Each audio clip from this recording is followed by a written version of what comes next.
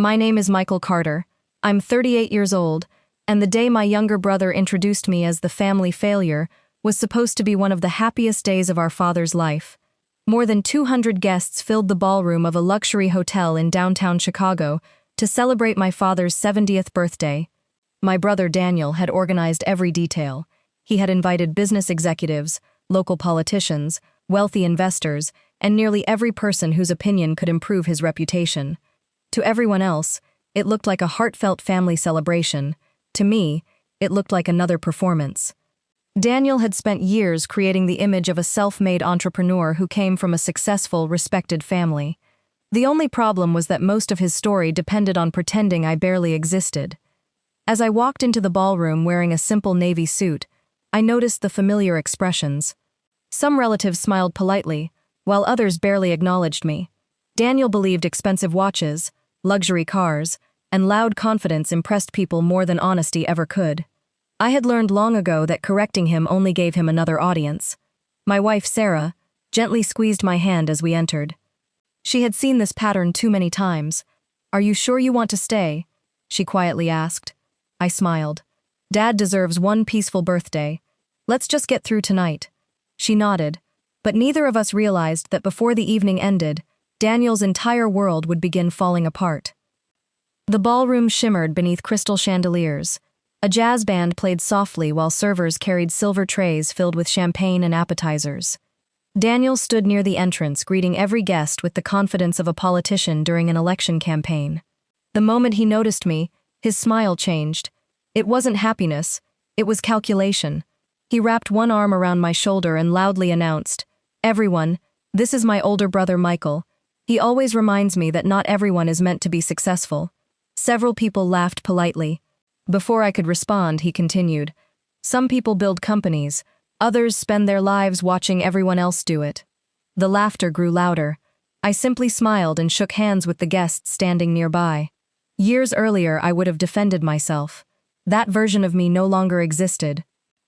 Daniel didn't know that 3 months earlier my investment firm, Horizon Capital Partners, had quietly negotiated the purchase of the regional bank financing nearly every expansion of his construction company.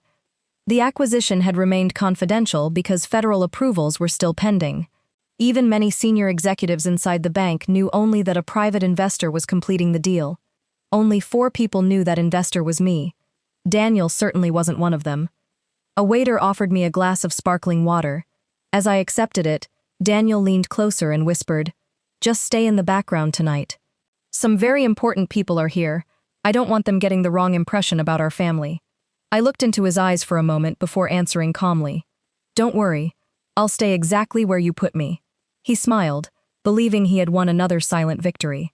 What he didn't realize was that some victories disappear the moment the truth walks through the door.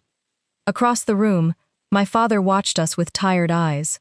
Age had slowed his body but not his ability to notice tension. He waved me over, but before I reached him, Daniel intercepted me again. "Dad's table is reserved for investors and city officials," he said quietly. "There's another table near the back. You'll be more comfortable there." His words were polite enough that nearby guests couldn't hear the insult, but the meaning was unmistakable. I looked toward the back of the ballroom. My assigned seat sat beside a service station where waiters collected empty dishes. I nodded once, thanked him, and walked there without another word.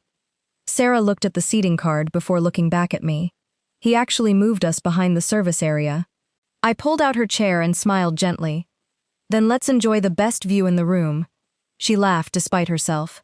"You're impossible," I answered. "No, I've just learned that pride is expensive, and peace costs much less." For nearly 20 minutes, I quietly watched Daniel entertain guests. He laughed louder whenever executives stood nearby. He complimented wealthy people more enthusiastically than family members. Every conversation seemed designed to increase his value in someone else's eyes. Then the ballroom doors opened once again. 3 black SUVs had just arrived outside the hotel, and several senior executives entered together. Daniel immediately straightened his jacket and hurried toward them, expecting another networking opportunity. What happened next would become the story people remembered long after my father's birthday was over.